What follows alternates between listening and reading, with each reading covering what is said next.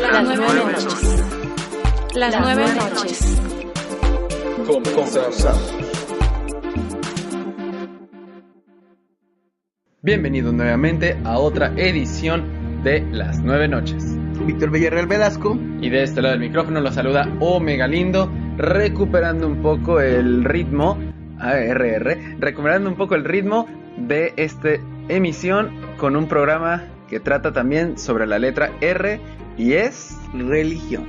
Pero no cualquier tipo de religión, sino que vamos a hablar de los símbolos y de muchos elementos particulares de la religión sin volvernos polémicos de decir si está bien o está mal, simplemente sin volvernos vamos... símbolos. Sí, exactamente.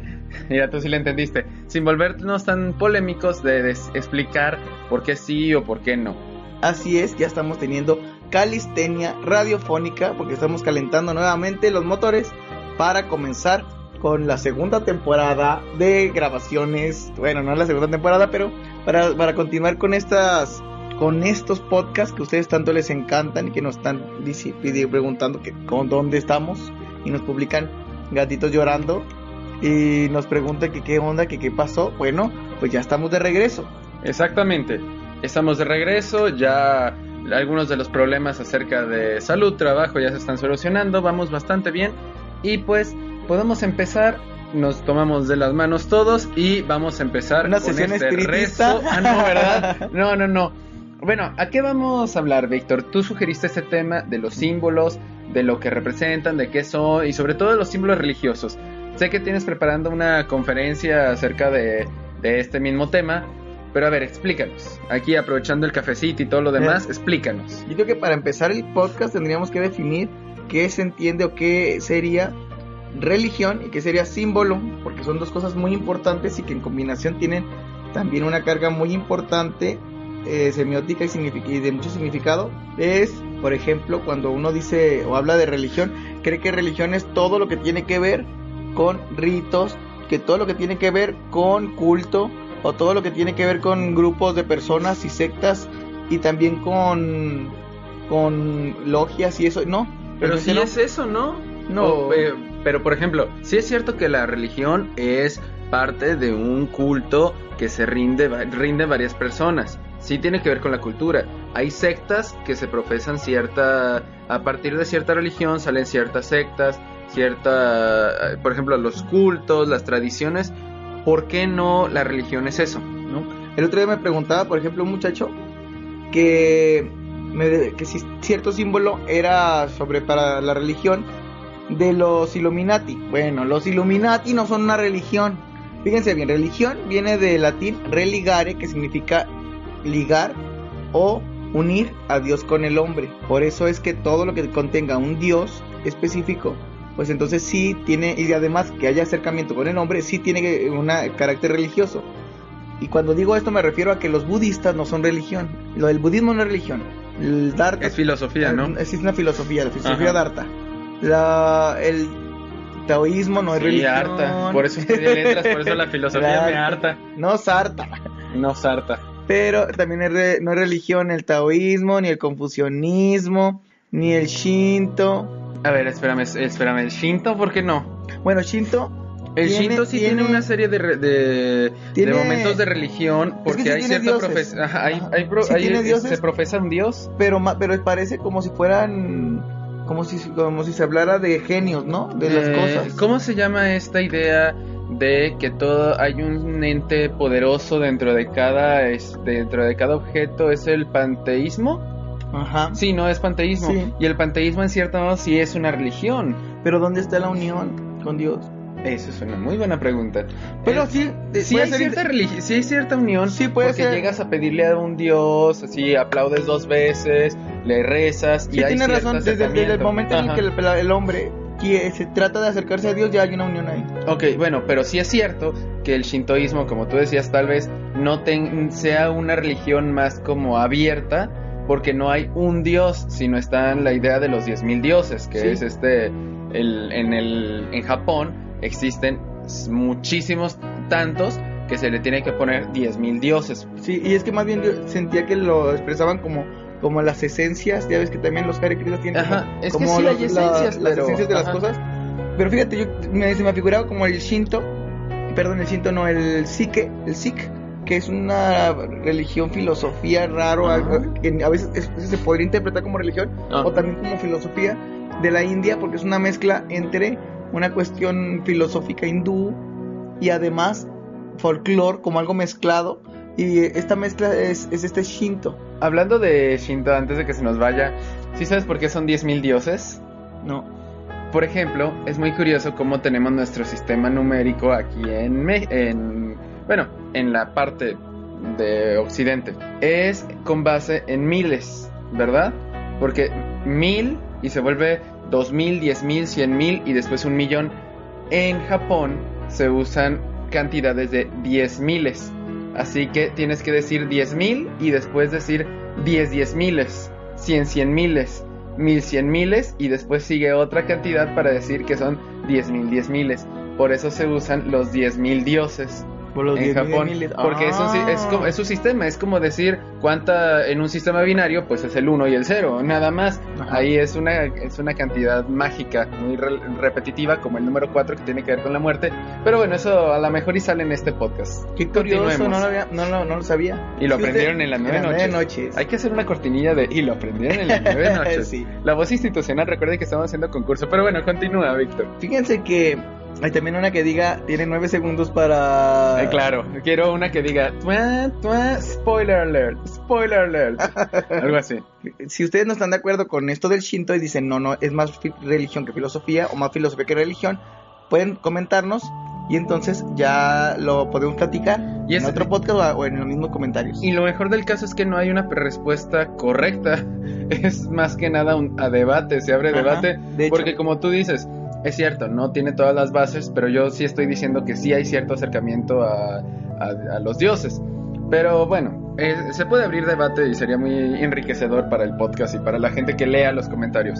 Sí, yo tenía una amiga que decía, y es profesora de historia, de la carrera de historia, de la materia de tradiciones religiosas, decía que lo dijo la maestra Ángeles. ¿La maestra Magdalena? No, la maestra Ángeles. Decía que al momento de que las cuestiones o la filosofía no de deidad, sino la filosofía espiritual la unes con el hombre, también es religar y eso también se vuelve religión. La verdad es que a mí me dijeron otras personas que yo admiro mucho porque saben mucho de religión, sí. De ellos la maestra Magdalena y del maestro Bebia, que no es que no es que religión es eso, que religión es unir a Dios con el hombre. Entonces se entra debate. También yo siento que ahora que lo estoy pensando, ahora que lo pienso bien, sí podría ser religión Shinto, hay dioses, pero realmente hay una unión o los dioses forman las cosas, ¿no? Es que es algo muy curioso. Además, creo que hay algo importante, perdón que te interrumpa, en relación con la unión no solamente del hombre con la divinidad, sino de varios hombres, ¿no? Ajá. Porque la religión se supone que es parte de la cultura y debe ser compartida por varias personas. Sí. Y la filosofía no es cultura, en cierto modo, porque no une a tantas personas. Es un producto cultural, pero no te define parte de la cultura, que yo entienda. Bueno, al decir filosofía, también hablamos de estilo de vida y manera de actuar y de pensar en el mundo. Pero tal vez lo que sí coinciden mucho, filosofía y religión, es que las dos trataban de interpretar cosas que no se entendían sobre la vida o sobre la naturaleza, que el hombre no entiende, pues naturalmente no comprende, no sabe por cómo funcionan, no saben por qué están, y era una manera de explicarse cómo es que el hombre convive con ese tipo de fenómenos. Entonces, por ejemplo, no sé, como llovía, pues es que es un dios, o es que es un espíritu, o es que la lluvia es parte del hombre y por eso también llueve, porque el hombre es parte agua y que el mundo y el universo son parte del mismo hombre y el hombre es parte del universo. Bueno, esos tipos de cosas explicaban todas las dudas que uno tenía sobre las cosas que no comprendía del mundo y la naturaleza. Sí, de hecho este pensamiento sigue vigente. Bueno, en mi tesis yo hablaba acerca del ensayo y pues descubrí que muchos de los elementos del ensayo están presentes debido a una duda constante acerca de quiénes somos y a dónde vamos, que sigue presente pese a la tecnología, pese a todo, y también que muchos de estas creencias pues no te llevan a muchos lados. Por ejemplo, los primeros ensayistas trataban de explicarle al mundo por qué pasaban las cosas. Entre mis autores favoritos está Benito de Feijóo, quien trata de explicar que, diciendo, gente, no sea tonta, lo que llueve no es por culpa de los ángeles, porque la gente cree, en algunos pueblos, que cuando están peleándose en el cielo los ángeles en sus carrozas invisibles se hieren y su sangre es tan pura que parece agua. O sea, y hay cosas muy ridículas, lo que ya he explicado de los sucubos y los íncubos, que dice, no es que un demonio entre a tu ventana, es que la lechera está teniendo sexo con el panadero. Sí, además antiguamente se creía, no sé si ya lo habéis platicado antes o te lo había dicho, que si una mujer estaba en sus días, podía fulminar a los hombres con la mirada. Pues cuando estaba en sus días tenía que tener los ojos cubiertos. ¡Órale! Eso era en la edad posclásica. Y también se creía que si una mujer o un hombre se enamoraba de otra persona, el corazón tomaba la cara de la persona que amaba. ¡Órale! La forma de la cabeza y de la cara. ¡Ay, qué feo! Pues sí, son puras cosas que no tienen nada que ver una con la otra. Sin embargo, el corazón, ¿ya viste desde cuándo tiene que ver con una cuestión emocional? Sí, desde ese... Y eso tiene que ver porque cuando una persona se enamora de alguien y la ve pasar o le hablan de ella, el corazón se acelera. Por eso es que sientes dolor en el corazón o sientes una emoción en el corazón, y por eso es que más que nada es una presión de los pulmones, ¿verdad? Es en el pecho, no sí. No es el corazón, pero bueno, es como la idea de eres mi vida, eres el centro, eres la razón de que siga latiendo mi corazón. Exactamente. Para que dicen, ay, siento mariposas en el estómago, porque primero tenían gusanos, quién sabe qué habrán comido. Guácala. No, o sea que ustedes dicen, es que siento mariposas en el estómago por ella, es que antes sentían gusanos. Y mientras estaban estreñidos tenían crisálidas. Eran orugas. Bueno. Orugas peluche. Y saludos a Fabi. Saludos a Fabi con las orugas peluche. Pero ahora, símbolo, esto de símbolo, ¿qué es?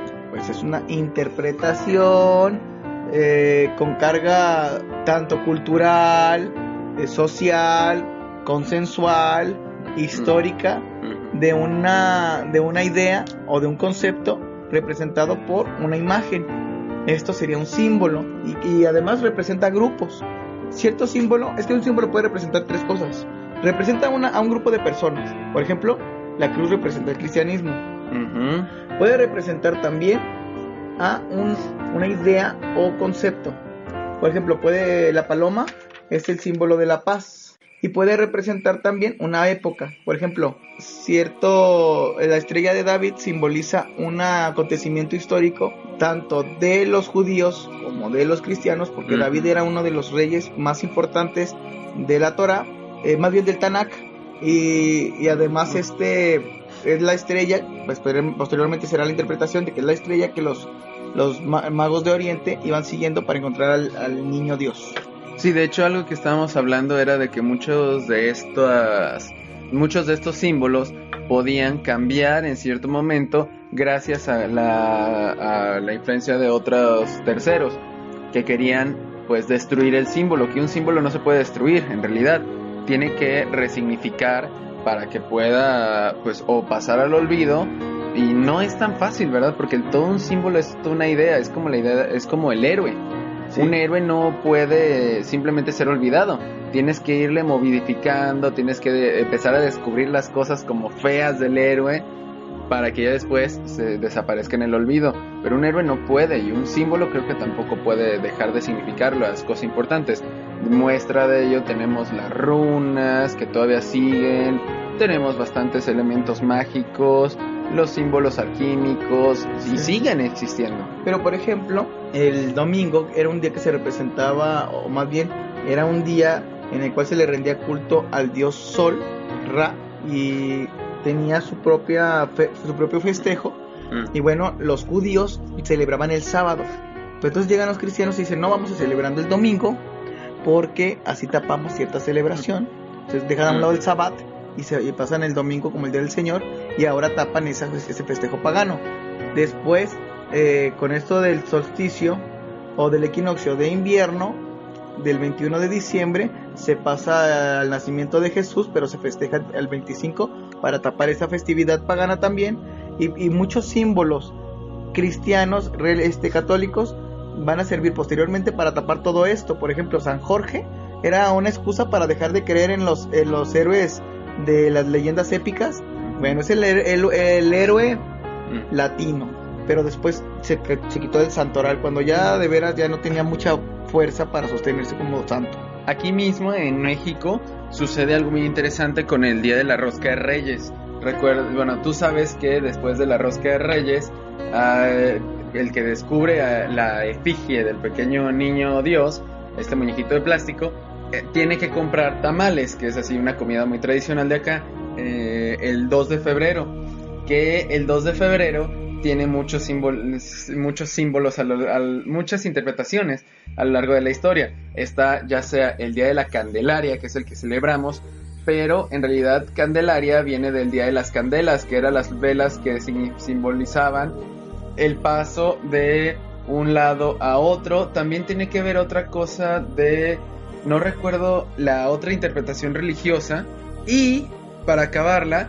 era también el Día de la Marmota. Saludos, Elías. Ajá, es el Día de la Marmota porque el 2 de febrero siempre, como en esas fechas, es como un parteaguas.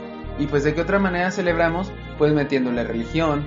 Sí, exactamente. Ahorita quiero, perdón que me salga del tema, una relación filológica muy muy chida, que nos damos cuenta los que sabemos varios idiomas, entre ellos japonés. Lo que dices, ¿sabes cómo se dice en japonés domingo? ¿Cómo? Nichi-yobi, que significa día del sol.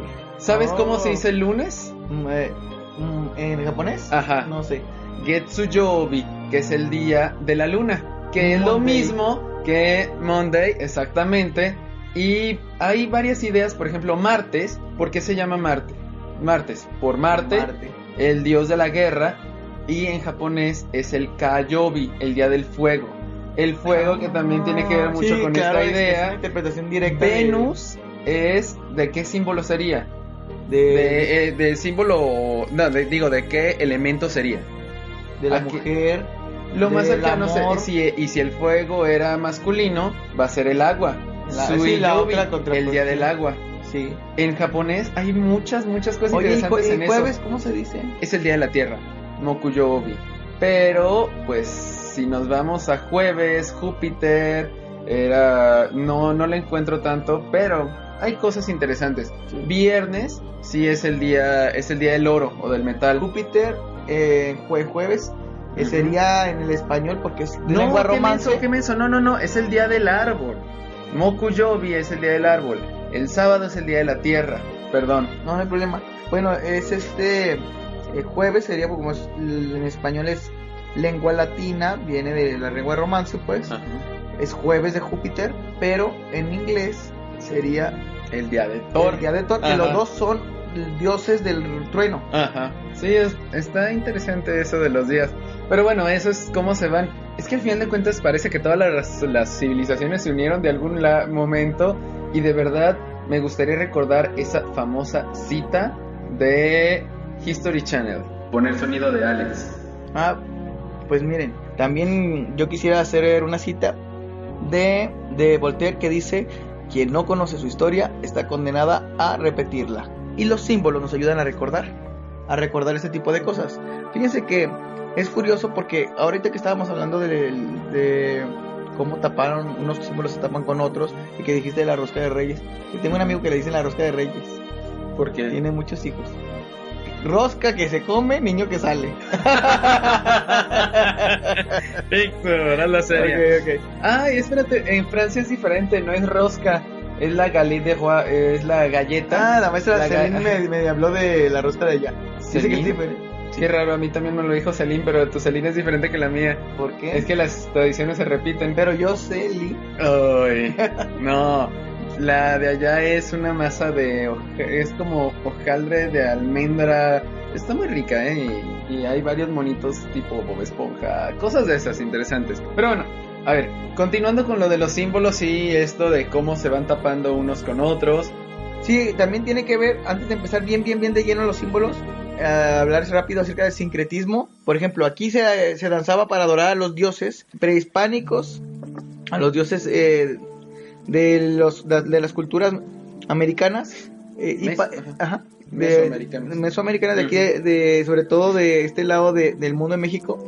Entonces había una danza que se hacía para festejar a estos dioses. Luego llegan los españoles, conquistan también ideológicamente y religiosamente, y ahora hay danzas hacia la Virgen. Eso es un sincretismo. Los tastuanes es un sincretismo de los más populares acá en Occidente. Entonces todos estos símbolos que se mezclan, que forman una fusión. Esto le pasó también mucho, pero mucho, a los musulmanes cuando empezaron a hacer sus conquistas. En el Corán vienen muchos textos donde se mezclan cuestiones e ideas judías, porque son su base, sus fundamentos, con la nueva filosofía que ellos tienen, las nuevas creencias. Y esto es lo que utilizan para convencer a las personas en las conquistas, para convencerlos a que se hagan a su religión, porque en el en el Corán también hablan de María, también se habla de la virginidad de María, y se habla de Adán y Eva, y se habla de ese tipo de cosas. De hecho, también hablando de sincretismo, pues muchos de los cantares de los grandes héroes de la Edad Media también tienen eso. Originalmente no tenía nada que ver, por ejemplo, el cantar de los Nibelungos, que es una mitología. Antes era una religión, obviamente. Es la mitología de Odín, de Thor y de todos los dioses escandinavos. Pero resulta que en la versión más moderna del cantar de los Nibelungos, que no es la Nibelung Saga, que es el idioma original, hay muchos, por ejemplo, que entra a rezar.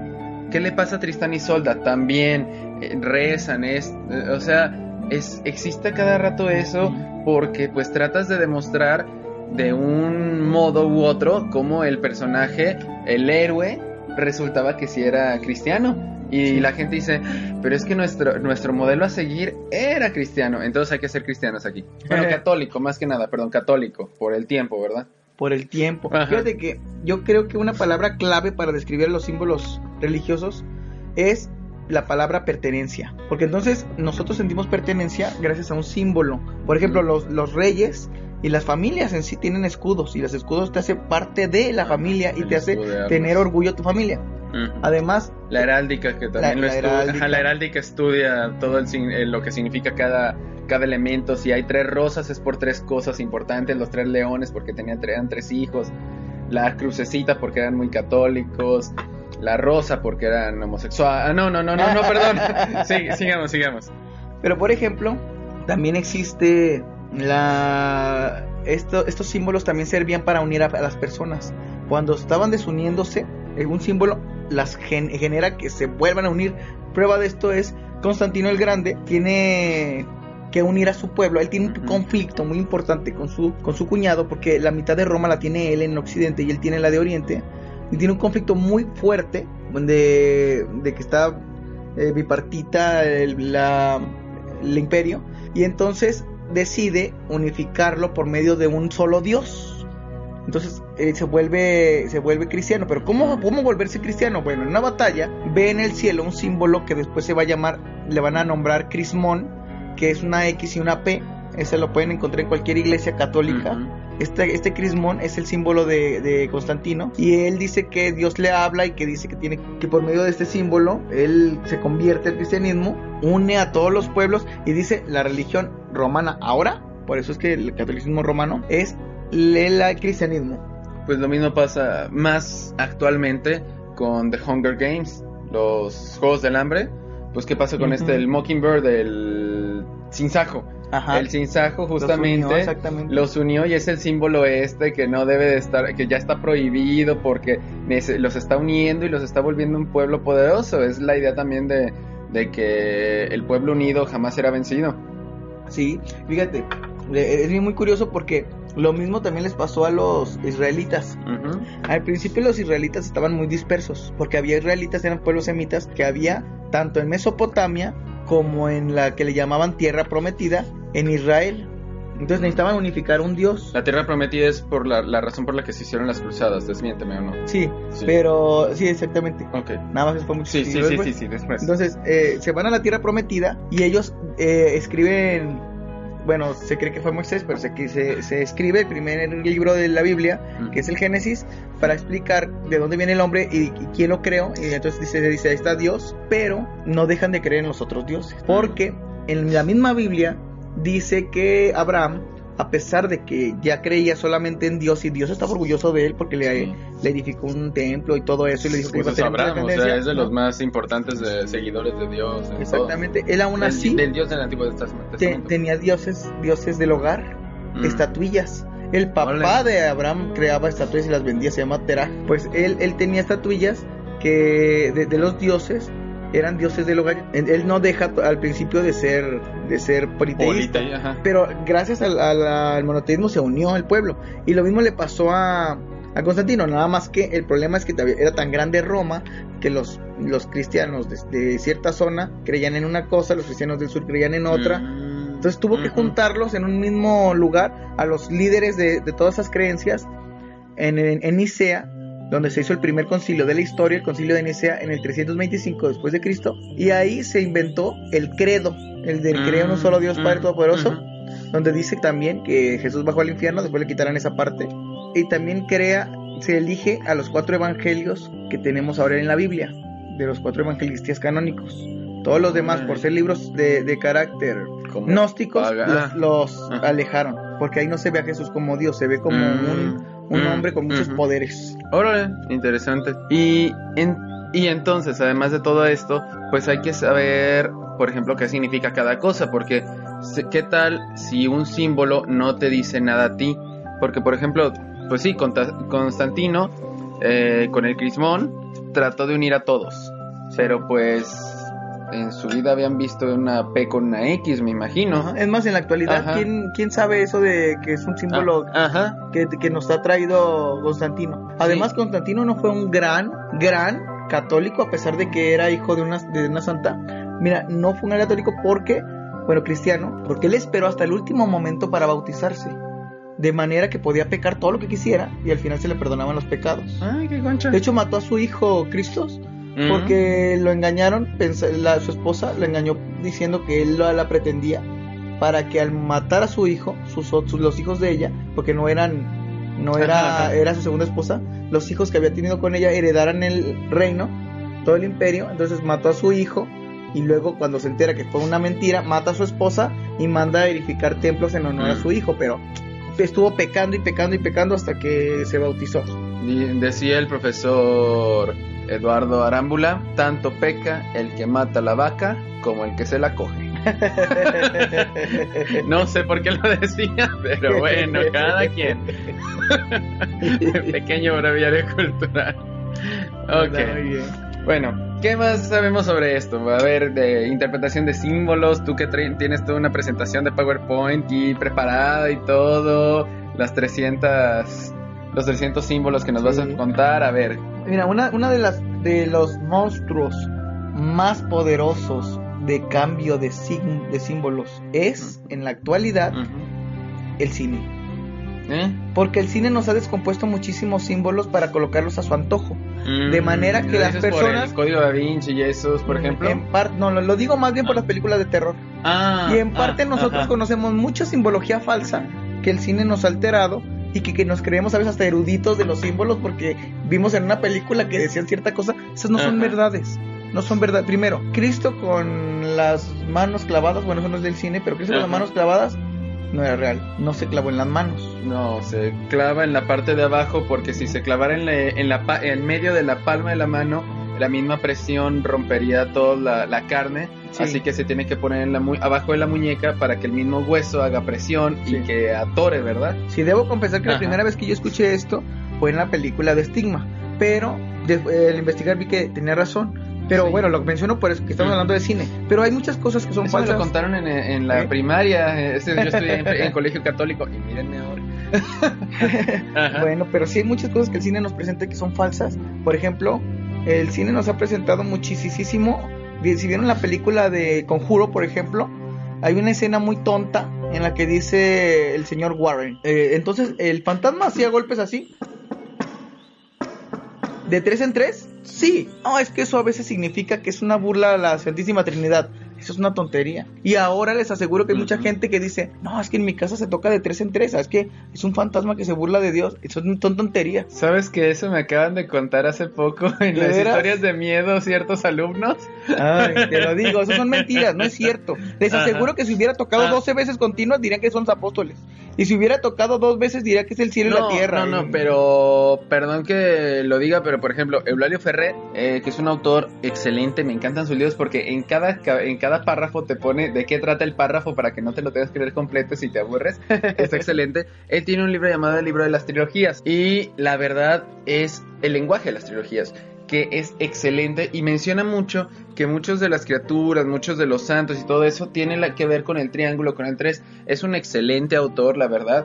Pero yo creo que sí tiene cierta cosa, pero que se esté burlando de la Santísima Trinidad, tal vez no. No, es que el 3 el número 3 tiene una carga, claro. Tiene muchos contextos porque es uno de los primeros números primos. Sí. Ajá, es de los usados por casi todas las...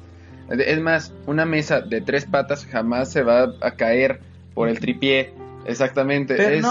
Pero por ejemplo, yo no digo que sea falso que el número 3 tenga un símbolo, tenga muchos pero simbolismo. Lo que digan se está burlando de la Santísima Trinidad, eso sí, ya no, es una suma en la cábala el número 3 es muy importante y también en otras numerologías es importantísimo. A las 3 de la tarde fue que murió Jesucristo, la hora nona. Por lo tanto, a las 3 de la noche es la hora de los espíritus. Exactamente. Si no lo sabían eso, vean la película de Actividad Paranormal y todo sucede a las 3. A las 3. Ajá, pero a las 3:15 también es lo que dice no, pasa. pero a las 3, o sea, a las 3 de la... casi siempre son las 3 de la noche. Y luego también el 3 es importante porque Jesucristo muere a los 33 años. Ahí es la Trinidad. Pues, eran 3 los crucificados. Exactamente, entonces sí es importante el número 3. La cruz tiene también estos 3 puntos importantes de la cabeza y los brazos, pero no, y además los triángulos son importantísimos como lo que decían tus alumnos y yo en mi ignorancia, el triángulo Illuminati, ¿verdad? Sí, no, Illuminati no, esos son los masones. Pero por ejemplo, el 3 mal interpretado al antojo, como lo hicieron aquí, nomás para que la gente se asuste y diga, sí es cierto, es verdad, eso es malísimo. Eso es una tontería que el cine utiliza. Como también, por ejemplo, utilizar, esto se lo decía ayer, las cruces invertidas. Una cruz invertida no es del diablo. No es del diablo. Claro que sí. No. Yo lo vi en la película. No, en muchas películas aparece eso. Pero yo solamente vi una. En muchas películas aparece que las cruces se voltean. Ajá. O que llegas a un lugar y hay una cruz de cabeza. Y el estigma, ¿verdad? Justamente pasa también, eso y de pronto se gira. También en el estigma. Eso son mentiras. Una cruz invertida es un símbolo santo de San Pedro, porque Pedro y también tiene el Papa, tú lo decías, porque el Papa tiene en su silla una... Sí, el Papa tiene en su silla una cruz de cabeza invertida, y también es un símbolo del Vaticano. Anticristo. No es el anticristo. Claro que sí, ¿por qué tiene una cruz invertida? Porque es el símbolo de San Pedro, y San Pedro fue el primer Papa. Es un símbolo de humildad, porque San Pedro no quería ser crucificado como su maestro y le pide a Nerón que lo crucifiquen de cabeza. ¿Y Nerón le dio el gusto? Sí, Nerón, de hecho, bajó a ver su rostro descompuesto de dolor, porque siempre lo hacía, era una de las cosas que él regularmente hacía, y se dio cuenta de que él, bueno, eso es algo muy raro cuando... Cuenta la historia, está interesante, a ver qué pasó. Se supone que baja y lo ve sonriendo San Pedro, pero bueno, hay que también comprender que estaba de cabeza, ¿verdad? Pues bueno. O sea, tiene la cara, el emoticón triste, pero parece que estaba sonriendo. Exacto. Ahora, sí existe una cruz del diablo, y también es el de mismo Pedro, pero es diferente, tiene los brazos más elevados. Se le llama cruz de Nerón, porque Nerón fue el que crucificó a Pedro, y esa sí la utilizan los diablos, pero como una manera, los satanistas, pero como una manera de burla. Hay que también distinguir esto, porque todo el mundo escucha satanista y piensa que todas las sectas satánicas son iguales, y no, o que son la misma, y no, existen las sectas, por ejemplo, las que trajo Aleister Crowley, las de Glaisalábolas, las de Baphomet, las de Abraxas, las de Mefistófeles, sí. ¿O cómo? Por ejemplo, están las que trajo aquí a América Aleister Crowley. ¿Quién es Aleister Crowley? Aleister Crowley es un inglés, satanista y hechicero. ¿Es el creador del satanismo o...? No, es el creador fundador de una de las sectas más importantes de América y Europa. Okay. Que es el Ordo Templi Orientis. Entonces ese es un tipo de secta satánica, y ahí se utilizan ciertos símbolos, por ejemplo el pentagrama, sí, Pero no el pentagrama que se utiliza en el cine, porque ahí lo ponen como como de manera de invocar al diablo y todo eso. Sé que va a sonar más ridículo de lo que parece. Ordo Templi Orientis es la orden del Templo del Oriente. Sí. Ok. Sí, es que todo proviene exactamente de eso, del payaso satánico. Del payaso satánico de Oriente, Ajá. no es cierto. No. De los templos que vienen de manera oriental, de los templos que estábamos hablando de acá de la zona de Oriente Medio, donde se empezaron a fundar los primeros templos, y sobre todo del templo más importante donde se encontraban los caballeros templarios, que era el templo del rey Salomón. Exactamente, de este templo estamos hablando, y la reconstrucción de esta filosofía, pero de manera demoníaca, la que funda este culto. Y también al hablar de los templos que circundan toda esta filosofía que tiene que ver con el conocimiento de Salomón, el templo, todo eso, y por eso se llama así, aunque realmente no proviene de Oriente, como les digo, pero viene de Europa. Una pregunta, estás diciendo Salomón, ok, ¿qué onda con las clavículas de Salomón? Que es como el libro de magia y hechicería preferido de muchas personas para iniciarse en toda la tradición mágica pagana.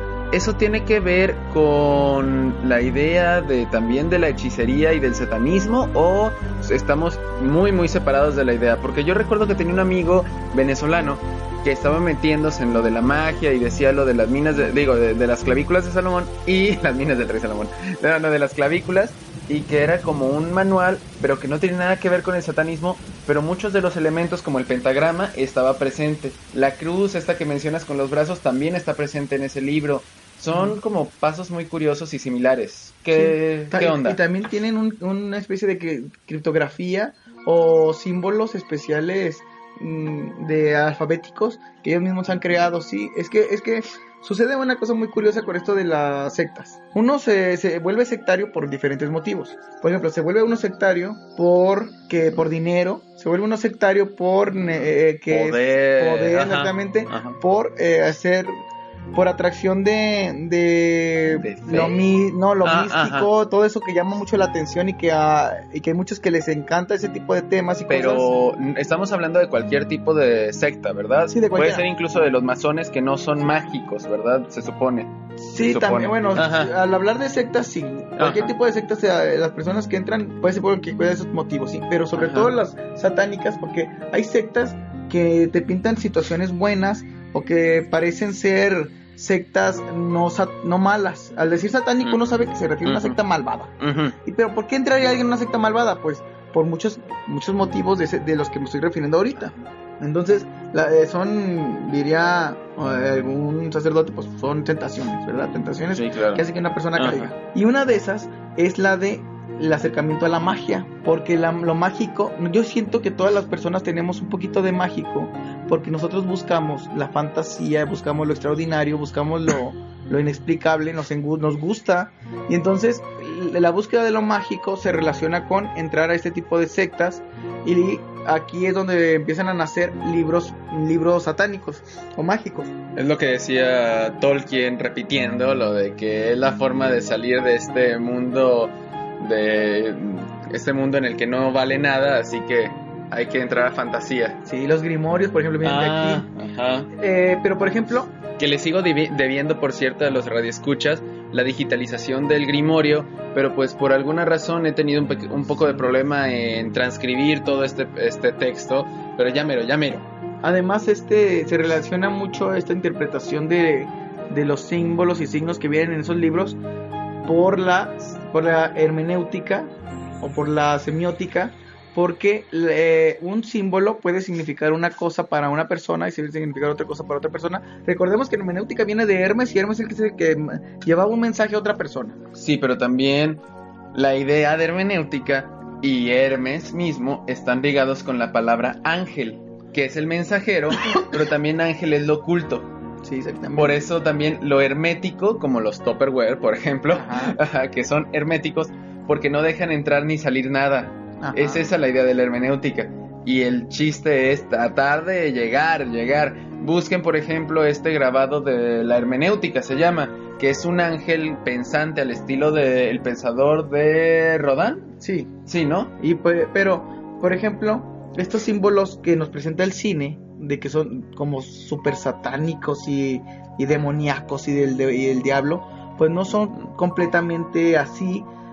Lo que pasa es que el cine nos va a pintar unas características mágicas que la gente quiere ver, quiere escuchar y quiere saber para que luego nos puedan vender la idea, pero realmente están descomponiendo los símbolos originales. Por ejemplo, en el proyecto de La Bruja de Blair, una de las cosas que más impactaron en la película eran estas cosas colgadas de los árboles. Los tipo atrapasueños. Ajá, que parecían como atrapasueños. Y como la gente no comprende el significado, le teme. Pues son una especie de símbolos raros. Por ejemplo, en las versiones del Necronomicon que aparecen en el cine, como en Evil Dead, aparece un libro con un lenguaje indescifrable para las personas, pero curiosamente hay una persona que sí pudo descifrarlo, pero fue su maldición. Bueno, todo eso que no entendemos también nos causa temor, porque cuando ya te explican una cosa y la conoces, empiezas a tomarle sentido y ya no te asusta tanto. Lo feo es que no lo conozcas y que te lo vayan presentando poco a poco y eso te vaya asustando, como por ejemplo cuando los Warren empezaron a explicar por qué los fantasmas actuaban de cierta manera y por qué el reloj se paraba a las 3:15 y que a esa hora fue ahorcada la persona esta. La verdad es que todo eso son tonterías que a nosotros las personas les encantan, porque le encantaría que... Yo pienso que hay mucha gente que le encantaría ir a una sesión espiritista nada más por el hecho de sentir que estar algo paranormal. Pues, ¿qué pasó con Dumas? Dumas, ubicas al escritor, Alexandre Dumas. Alexandre Dumas tenía toda una... pues le gustaba coleccionar cosas sobre satanismo, sobre religión, las supercherías, asistía a sesiones espiritistas y todo. Hay un montón de escritores que también les gusta eso, como lo mágico, ¿verdad? Y Dumas es el más conocido porque también se emborrachaba y todo. Sí. Hay varios. Y sí es cierto, te llama la atención estar cerca del otro lado. Sí, exactamente. Y bueno, esa cruz que yo les digo, que está de cabeza y con los brazos extendidos, después se puede interpretar, aunque es falso, que es el símbolo de la paz cuando está circundado, o cuando está dentro de un círculo, es el símbolo de la paz, hippie. El símbolo hippie, exactamente. Ajá. Eso es mentira. En 1954 un artista lo creó con el propósito de que fuera la paz. Como ya hay una interpretación sobre esto, se dice que el autor mismo del símbolo lo dijo, pero no hay un dato concreto, de que este símbolo que tiene adentro el círculo se relaciona con la paloma de la paz, y que es una de sus huellas, la huella de una paloma circundada o encerrada en un círculo. Órale, oye, está interesante eso. Está muy muy curioso. Esa es la figura que tiene la cruz satanista, ¿verdad? Entonces, como una Y volteada. Sí, exactamente. Y con ese pedacito. Ya. Ok. No, es que como decías, con los brazos extendidos, también creo que se entendía un poquito más larga, como... Y es como Superman. ¿Superman qué? Me acordé ahorita de la cruz, porque Superman tiene su escudo que significa esperanza, y no sé qué. La familia Kal-El. La familia... la familia de... Entonces, este escudo lo tiene Superman, pero después lo van a utilizar muchas personas. Bueno, la cruz es muy curiosa porque la cruz simboliza a Jesús y el cristianismo y todo esto, la crucifixión, pero nacieron muchísimas cruces gracias a esa cruz. También está la cruz de Caravaggio, exactamente, la cruz templaria, la cruz de San Benito. ¿Cuál es la cruz de San Benito? ¿La que tiene los piquitos como curvos? Es la que tiene a San Benito Abad atrás, con una leyenda que dice que se expulsa a los malos espíritus, bla bla bla. Ok, como medallón entonces. El medallón, exactamente. Órale, y creo que está muy de moda. Hablando de símbolos ahorita, a ver, bueno, termina con las otras cruces que ibas a decir. Es que hay muchísimas cruces. Cruces que son cruces dobles, la cruz doble o la cruz triple, que también simboliza al monte de la Calavera o el monte Calvario. ¿Sí te dije alguna vez que mi abuelita era como bruja? No sabía. Sí, bueno, mi abuelita era como bruja, porque ahorita que estás mencionando eso, ella hacía punto de cruz. Ella también era punto de cruz. Es más, la cruz ahora se está siendo interpretada para otras cosas más paganas y raras. esotéricas. Por ejemplo, se hace una cruz de sal para que no entre una bruja, que se hacen cruces de cal, o se hacen cruces de camino. ¿Cómo se llaman los? No, es otra cruz. ¿Cómo se llaman los de el carbón, cruz de carbón, o de tierra de cementerio para no sé qué? Bueno, es que eso ya tiene mucho que ver con otras cosas. Ya depende, porque en lo poco que sé de magia y esoterismo, porque es uno de los temas que me encanta, el encantamiento, la magia, es que depende de lo que quieras hacer. La cruz no tiene que ser la cruz tal cual con el eje vertical más amplio por la parte inferior, sino que tiene que ser una cruz como una X, y depende de lo que quieras será para el hechizo que se te antoje. Sí. Porque en el Necronomicon también en el Necronomicon hecho por Lovecraft, hay muchos elementos así de hacer una cruz con ciertas cosas. Pero bueno, el Necronomicon es algo sumamente interesante. Sí, se creía, inclusive cuando se iba a viajar, se agregaban cruces a los navíos para que los cuidara Dios. Por ejemplo, las carabelas de Queso de Colón tenían cruces. Los caballeros tenían cruces en sus escudos, en sus heráldicas, como dijiste hace rato. Era para decir, pégale aquí. Pero es una cruz latina, porque la cruz griega también la utilizan los caballeros. Latina la cruz. Latina, se nos da la cruz. O por ejemplo, como dijimos, también para que terminar con esto del cine, en el cine se utiliza mucho la estrella de 5 puntas o el pentagrama, que inicialmente, déjenme les digo que es un símbolo que representa la feminidad. Un símbolo de la feminidad tiene que ver con Afrodita, y es un símbolo pagano, pero que no era malo, pero ahora tiene otra interpretación. Es que es malo originalmente por la idea de que Afrodita era la diosa de la belleza y de toda la fertilidad, de todas las cosas que se trataban de que no tuviera la mujer en la religión cristiana. La mujer debe de ser sobajada siempre, y es algo de lo que cuando doy clases que sale el tema, siempre les digo, es que, por ejemplo, la Minerva, que es una estatua que si la quieren buscar, Minerva Guadalajara, es una estatua que parece más hombre que mujer. ¿Por qué? Porque no podían dejar que una mujer cuidara una ciudad completa. Fuera Atenea o no, tenía que tener rasgos masculinos.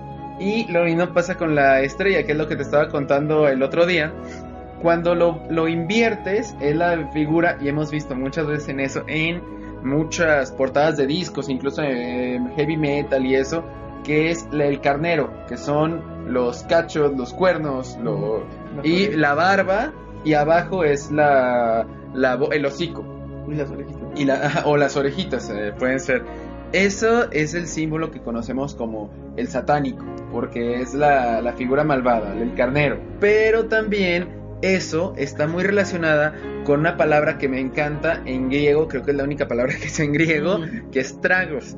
Tragos viene de ahí dos palabras. Tragos viene de tragos, de drink, de tomar, como lo que hacía. ¿Por qué? Porque era una celebración dedicada a Dionisio, el dios del vino, el dios de la fiesta, el dios de la cosecha.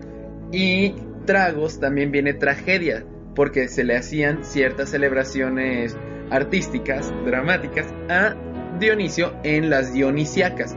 ¿Qué pasaba además en las dionisíacas? Pues la orgía. Todas las personas que iban hacia allá estaban asociados con una criatura que era el símbolo de Dionisio, que era un macho cabrío, un cabrón, y es decir, todas las personas que iban a esos eventos eran unos cabrones. Por eso en México decimos que qué cabrón cuando es un vividor, cuando le gusta el vino, cuando está con varias mujeres, cuando le gusta hacer cosas muy libertinas. Pero se dan cuenta de que la cabra, originalmente, el macho cabrío, no estaba asociado con la maldad, sino con las fiestas. Pero pues la Iglesia Católica trata de tomar lo malo de algo y empezar a resignificar y resignificar hasta convertirlo en algo malvado. También el pentagrama, como tú dices, el pentagrama como la estrella, no como las 5 rayas para escribir música. El pentagrama tiene muchas cosas interesantes. Es que siempre se me ha hecho curioso que se llamen igual. El pentagrama es un símbolo de protección cuando está boca arriba también, porque es el que usaban varios de los alquimistas para señalar 5 puntos exactos. Hay cosas rúnicas interesantes también con el pentagrama, y como tú dices, es como un monito con los brazos y las piernas abiertas, porque es fertilidad. ¿Alegría ser un pentagrama? ¿Alegría? de Intensamente, bueno, es una estrella. Ay. Es una estrella. Ajá. Sí, podría ser. También, bueno, pasa con esto de reinterpretación, ¿no? Para tapar un símbolo con otro. Nosotros recordamos al diablo en nuestra primera imagen cuando somos niños y nos cuentan sobre cómo es el diablo. Bueno, nos imaginamos a un hombre con barbas de chivo, con cuernos enormes, con cola y con patas de cabra. Y de color rojo, sobre todo. Y de color rojo. Bueno, esa es una interpretación del diablo tomada de la figura del dios Pan. El dios Pan, que es el dios del bosque, de donde viene la palabra pánico, porque causaba temor. Ajá. Bueno, pues esta sería la interpretación del diablo para olvidarnos de las cuestiones de las deidades naturales, por ejemplo, todos los dioses, no solo griegos, sino también los celtas, para ocultar todo esto. Bueno, es el diablo. Y algo también curioso, estos faunos son en realidad los principales seguidores de Dionisio. Pues de ahí también los bacanales. Los bacanales por Baco son con los sátiros. Sí. Ajá, exactamente, son la misma figura y estamos tratando de modificarla, simplemente le pintamos de rojo y ya. Además, el trinche que utiliza el diablo, que lo podemos ver en las pastorelas, que el diablo anda muy, muy curioso con su trinche, con el que él pica las almas, realmente es una interpretación para ocultar el símbolo, que era muy poderoso y era un símbolo muy usado para los paganos, del tridente que utiliza Poseidón. Entonces, si se fijan, también todos los símbolos cubren a estas cosas. El diablo después tomará más formas y para interpretar o para denostar otras cosas. Por ejemplo, utiliza una pata de pollo, de gallo, y una pezuña. Me estoy dando cuenta de algo. Es una relación hipermilagrosa que no había relacionado hasta ahorita. La figura de Dios que conocemos actualmente es, bueno, eso ya lo sabemos, la figura de Zeus, que es el hombre de barba. Pero eran 3 dioses principales: Poseidón, Hades y Zeus, que a cada uno le tomaban. Por eso quitaron a los otros 2 y dejaron a Zeus. Zeus es el de la barba, así que el tridente de Poseidón, que es el símbolo más importante, lo pusieron para el mal. ¿Y dónde colocan entonces a Hades? En el inframundo, donde se convirtió el infierno. Sí, exactamente. Nunca lo había pensado en eso y pues es tan lógico. Quitamos a los 2, los hacemos malos y al otro simplemente lo resignificamos. Por eso Zeus, modificado, se convierte en Dios. Exactamente, además, un dato curioso. ¿Tú ya sabías eso? No. Pero que lo aprendiste la verdad, en las 9 noches. Y eso me gustó ahorita que lo mencionado. Tiene copyright. Ahora, ¿sabes? A Zeus, ¿te acuerdas? Te comenté el otro día. A Zeus se representa no solo con el rayo, sino también con el águila. ¿Dijiste? El águila, exactamente. El águila representa a Zeus y Dios también se representa con un ave, que es el Espíritu Santo. Entonces, hay todos los símbolos que tienen que ver con el dios pagano Zeus, los interpretamos. Sí. Dios aparece con rayos que salen de él, ¿no? Exacto. También Zeus tiene rayos que salen de él. O también los iluminados tenían un aura que les iluminaba la cabeza, el halo. Después los santos tendrán este halo, y también Dios, que le cubre la cabeza en las pinturas.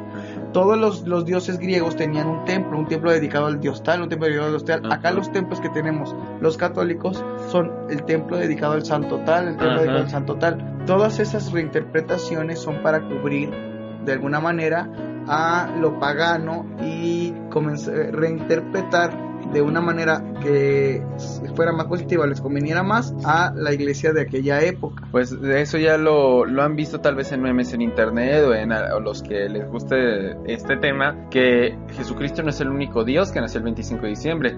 O bueno, en estas fechas está el mismo Osiris, está Zoroastro, está ¿cómo se llama? Huitzilopochtli. Hay un montón de los que han nacido en estas fechas. ¿Sabes que Zoroastro o Zaratustra también fueron a verlo a su nacimiento, porque fue un acontecimiento importante? Murió a los 33 años, tuvo una última cena también en donde ofreció su cuerpo y su sangre y murió desollado. Oye, ¿y en esa última cena habló? Sí. Y así habló Zaratustra. Entonces, bueno, también es una reinterpretación, pero no estoy diciendo que una cosa sea falsa o la otra. Solo estoy diciendo que hay tiene que ver mucho con los símbolos por esto mismo. Hay puntos de coincidencia ya también en muchos casos. Ajá, exactamente. Por ejemplo, muchos símbolos importantes que vienen de las religiones, no todos, no, porque ahorita estamos mencionando puro cristiano, judío, Ajá. Católico, y no, también los musulmanes tienen muchos símbolos. En Oriente hay muchos símbolos. La mano de Hamza, por ejemplo, que tiene que ver con el símbolo de la mano, que es que la imposición de manos, todo ese tipo de Los cosas. que no ubiquen, la mano de Hamza es la mano que parece tener 2 pulgares, una en cada lado, que son 3 deditos grandes, y como los pulgares en lado derecho e izquierdo, no es tanto como una mano normal. Está curioso, y a veces tiene como el ojo en medio o un brillante en medio, ¿verdad? Sí. O también se le conoce mano de Fátima, Ajá. porque es la mano de la hija de Mahoma, Fátima Zahara. Fíjense que yo veo a veces a jóvenes que tienen colgados símbolos y signos en su cuello, que compraron como medallitas, que se les hizo curioso, no tienen ni idea de lo que significan. Exactamente. No digo que sea malo o que sea bueno, digo que no tienen ni idea de lo que significan, pero se lo cuelgan. Yo, mis respetos a uno de tus alumnos, de hecho en la preparatoria, sé que es alumno tuyo porque me dijo que era de segundo, de la mañana, y resulta que él siempre ya era la segunda vez que lo veía con un pentagrama en el cuello. ¿Cuál es el de tetragramatón? Ajá, le dije, ¿qué onda con eso? ¿Por qué trae eso? No, es esto. Y ya me explicó justamente eso, y le dije, no, ¿y por qué trae esa cosa satánica? No, profe, no es satánica, por esto. Me explicó, y yo dije, wow. De verdad, yo si estuviera en mi clase le pondría punto extra porque sonrisa me de explicó. confianza. Ajá, le daría una sonrisa de confianza porque me explicó perfectamente. Pero pues ni modo que yo dé puntos en tu clase como tú no puedes dar puntos en la mía. Pero bueno, sí. Como yo tenía ningún amigo que lo iban a regañar en su trabajo porque tenía un símbolo que no significaba en realidad nada malo. Ese amigo soy yo.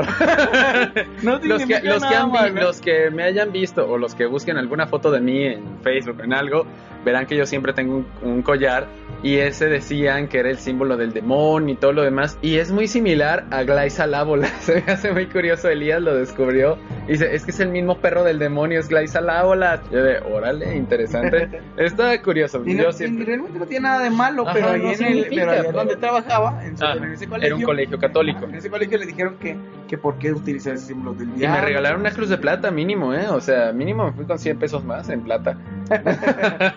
Pero no te quemó la cruz de plata. No es cierto. No, hizo que se me cayera el cabello. Oye, esto también es importantísimo, porque esto de los metales es importantísimo. Ajá. Para las cuestiones de carácter semiótico y simbólico. La plata es importantísimo porque la plata representa a la luna. La plata tiene que ver con... Porque ¿saben por qué mata a los hombres lobos, no? La plata representa a la luna, los hombres lobos se transforman con la luna. Están como matándola con su misma madre. Sí, algo así. Pero no se me han dado cuenta de eso. El oro representa al sol, por ejemplo. El oro representa al sol y su símbolo es un círculo con un punto en medio llamado circunpunto. Ese es el símbolo del sol. Que también es casi lo más similar al kanji de sol, es decir, como se escribe en japonés, sol. Tienes razón. Que es como dos cuadritos pegados. No más que es un cuadro, como son 2 cuadros, uno arriba del otro, o si lo queremos ver, es un rectángulo con una raya en medio. Ese es un sol, y ese viene de la figura de Nichi, que es un sol, pero como en japonés tienen que ser rasgos más cuadrados, se convirtió en el cuadrito con la rayita que tú dices. Pero sí, es muy curioso, y es sumamente curioso porque se hacen muchas de las cosas hoy en día con ciertos metales. ¿Sabes también por qué físicamente el oro y la plata son de los metales más religiosos posibles? ¿Por qué? Son los mejores conductores de electricidad, por lo tanto son los mejores para conducir energía espiritual, pero también son los mejores conductores eléctricos. Usamos cobre porque es más barato y menos pesado, porque si usáramos cobre en las instalaciones, si usáramos oro en las instalaciones de poste a poste, será muy pesado y tendríamos que buscar un material diferente a la madera o al cemento y tener que reforzarlo o hacer más postes en menos espacio. Por eso se usa cobre, y esos, insisto, son de los más puros. Por eso los chips, los circuitos más finos usan los cables de oro y son carísimos por eso, pero son los metales que más conducen energías. Sí. Esos también tienen que ver con energía espiritual, energía mágica, energía de todo tipo. Sí, Fíjate que no sabía eso, qué padre. ¿Y lo aprendiste en las 9 En noches? las 9 noches.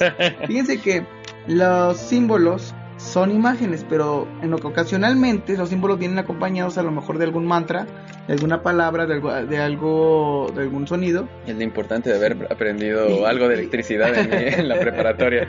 Ajá. Y Jesús era una de las personas que más utilizaba ese tipo de cosas. ¿Sonidos? La manera en que se expresaba, Como hablar en parábolas, hablar como en la parábolas, musicalidad, exactamente. La magia del ritmo y de la palabra. magia del ritmo de la Ajá. palabra. Por ejemplo, a veces hay una escena, hay un pasaje de la Biblia en el que Jesús es abordado por una mujer y que no es del pueblo de Dios y le dice que su hija está enferma, que si puede ayudarle.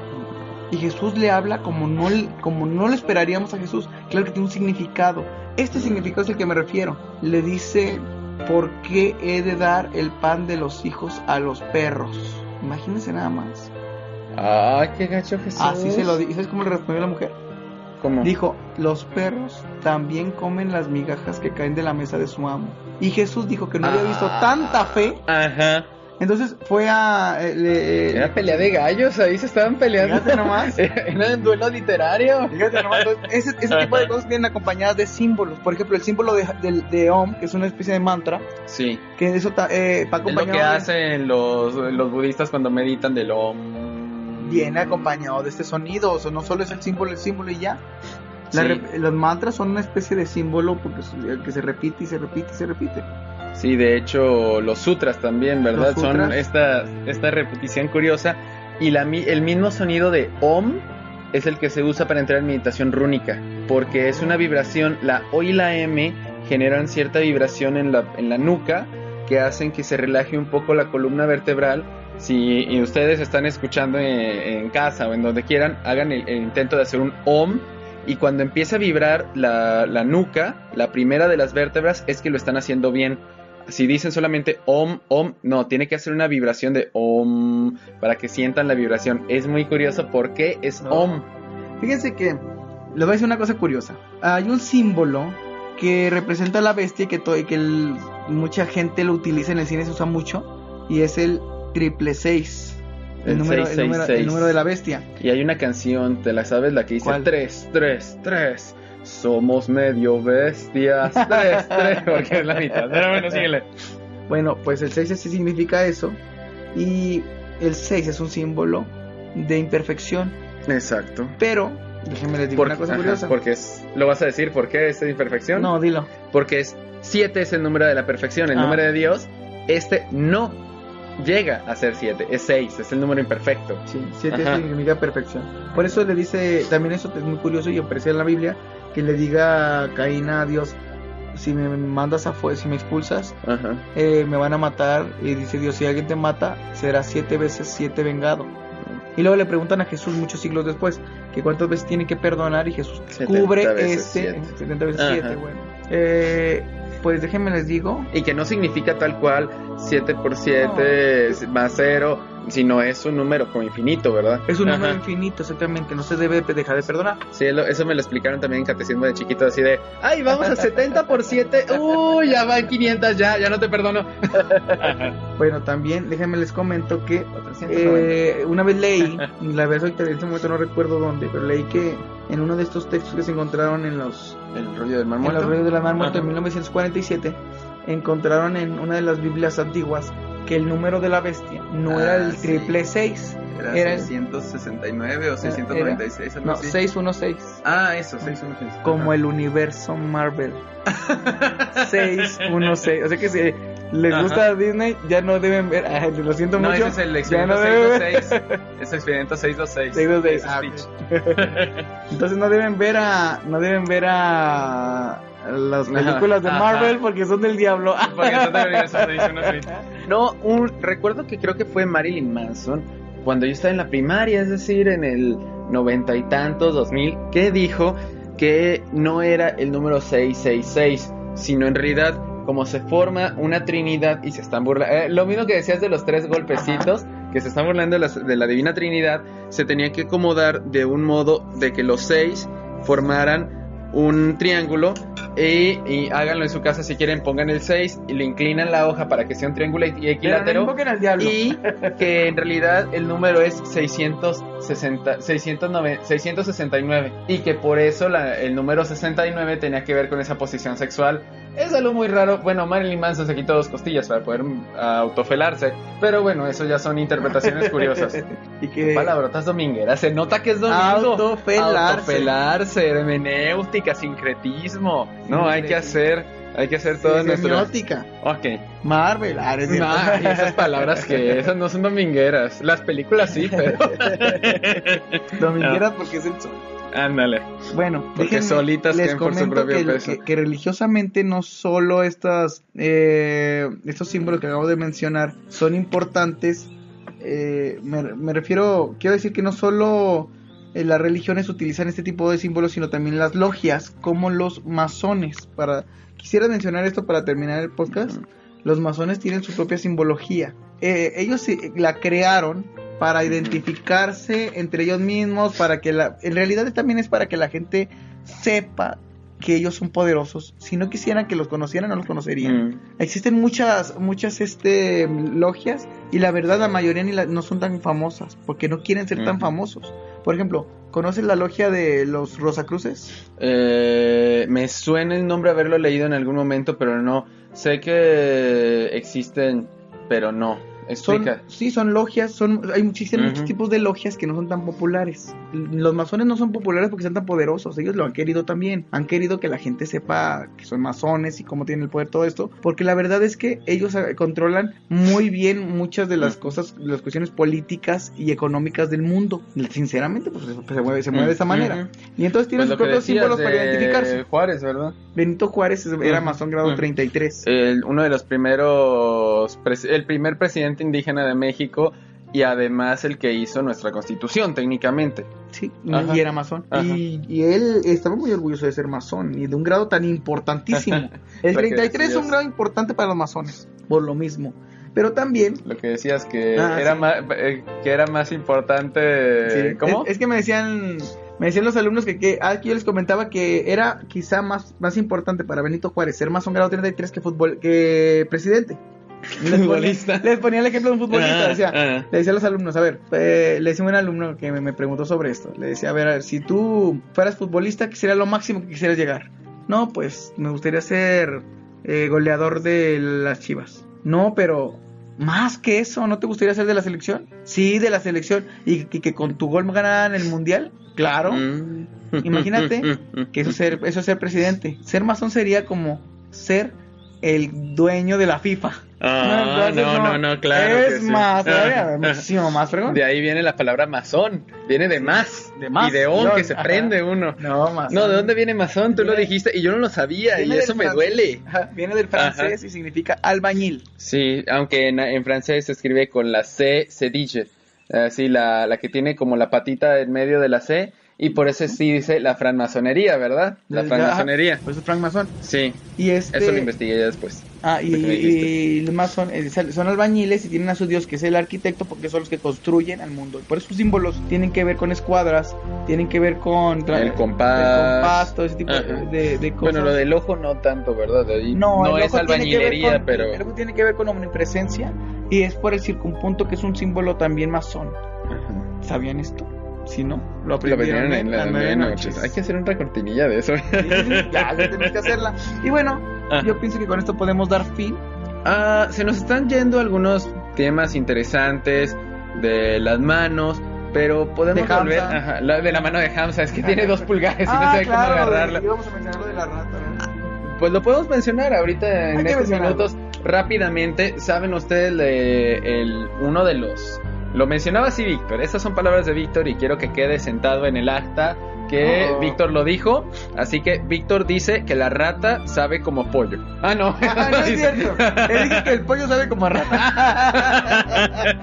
No. Que la rata es uno de estos símbolos que cambia según la época y que cambia según el grupo social y tiene muchas curiosidades. En la parte del mundo. Exactamente. Por ejemplo, lo que tú mencionabas, que la rata en Europa tenía que ver con la maldad.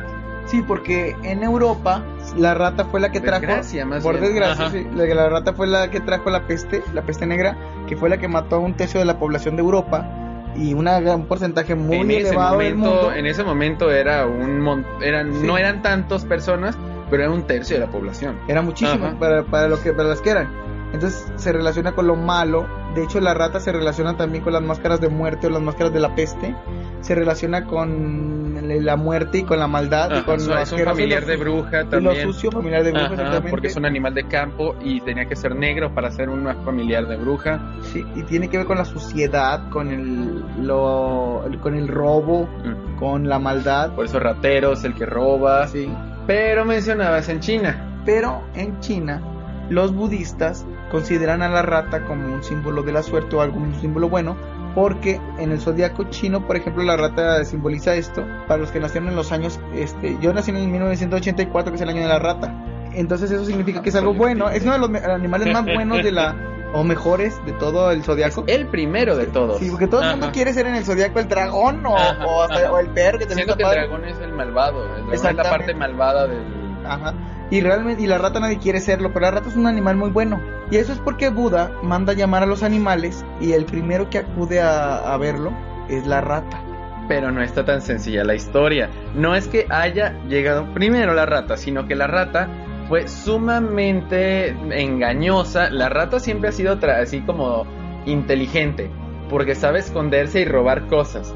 Eso sí, pero la rata se supone que se montó en el buey para poder llegar primero.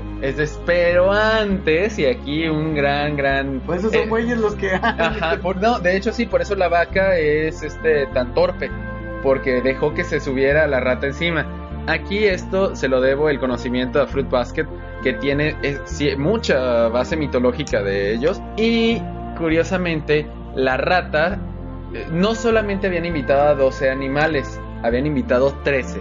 Entre ellos el gato. Ese dicen, espérate, no existe el símbolo zodiacal del gato. ¿Por qué? Porque la maldita rata para que no hubiera problemas en la fiesta que hizo Buda después cuando llegaron todos los animales, le dijo, oye, la fiesta se cambió, va a ser mañana, no va a ser hoy. ¡Qué desgraciada! Y el gato se quedó esperando y diciendo, ay, qué bueno, mañana va a haber fiesta, me voy a dormir. Se fue a dormir y todos los animales llegaron a la presencia de Buda, entre ellos la rata primero. Y pues, ¿qué pasó?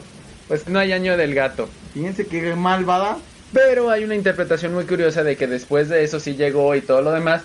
Y el año del conejo en realidad también es el año del gato. Pero eso es una interpretación nueva. ¿Con gato? Con gato. Oh, gatejo. Gatejo.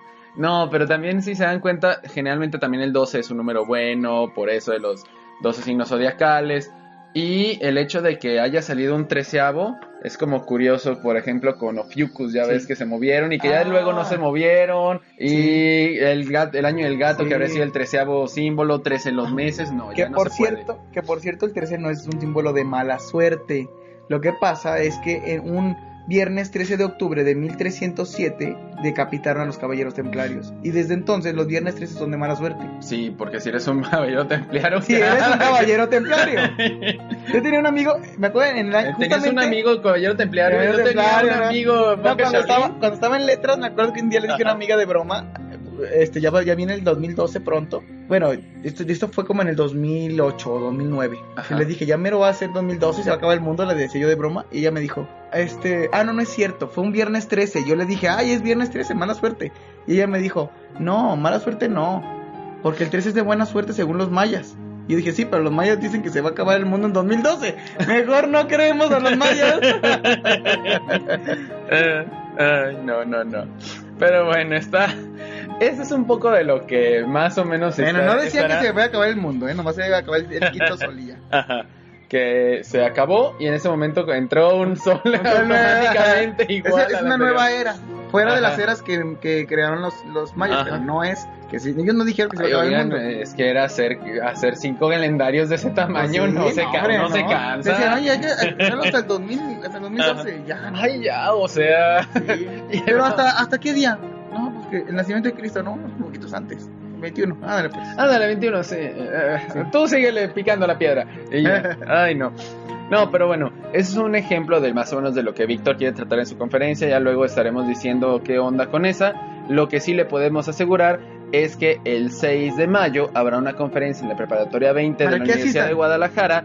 Pueden buscar en internet la dirección exactamente. Se encuentra en el Fortín, es decir, cerca del Bosque de la Primavera. Preparatoria número 20 de la Universidad de Guadalajara. En la sala de usos múltiples va a ser de 2 a 3 más o menos, o de 2 a 4, la conferencia sobre zombies en la literatura y los no muertos también. Sí, para Así que que vayan. asistan, pueden pasar invitados a la preparatoria simplemente diciendo que van a este evento, así que la gente de la zona ya está invitada. Y bueno, con esto damos cierre, pero antes queremos recordarles que nos visiten en las páginas de iTunes, iVoox, en Facebook y también en Twitter. Nos pueden buscar como Las 9 Noches, 9 con número. Ya saben. Ya saben, compartan, denle like, denle corazoncito, comenten, todos los comentarios son leídos porque me llegan directamente al celular, por desgracia. Y pónganle ahí que simboliza las 9 noches. Ándale. Nuestro símbolo de las 9 noches, ¿qué cree que simboliza? Exactamente. Ahí hagan un comentario. Para que nuestra diseñadora editorial se ponga fúrica cuando diga ¿qué? ¿Por qué? ¿Cómo que simboliza que el libro abierto significa que la mujer, la fertilidad? La fertilidad de la mujer. Y que el 9 son los 9 meses que tienen en la mujer. Oye, no sé qué chido. Para tener un 9. Para tener su farolito. Bueno, ya estamos divagando. Víctor, vámonos por otro café. Luna, por la dieta de la luna. Vámonos por otro café. Vamos por otro café. Y los invitamos a tomar uno por acá. De este lado del micrófono se despide Omega Lindo. Y de este lado, Víctor Villarreal Velasco. Hasta luego. Hasta adiós. Las 9 noches. Las 9 noches. Hasta la próxima.